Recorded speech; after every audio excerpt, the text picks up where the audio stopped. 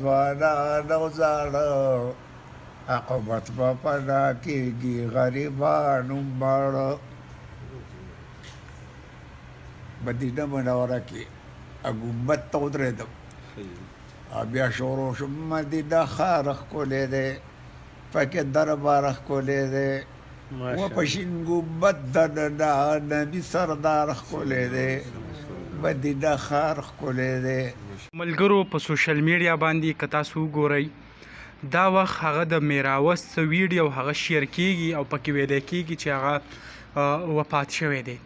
د دې په هکله زه تاسو ته وایم ما تاسو سره تیر شوي هم یو څو ویډیو شیر کړي دي، په هغې کې موږ مکمل تفصیل تاسو ته بیان کړی دی چې میراوس دا وخت د پېښور په یو هسپتال کې پروت دی او ډېر زیات بیمار دی او د شوګر د وجې چې کم دی داسې نورې مسلې ورته هم جوړې شوي دي. خو لکه اوس که تاسو وګورئ په ټیک ټاک دین علاوه فیسبوک باندې خلک د هغې کم تصویران چې دي هغه رلي او شیر کوي او دا ورسره لیکي چې هغه نن وفات شو، په دې ټایم یې جنازه ده، یا ورسره د غم ساوند ولګوي.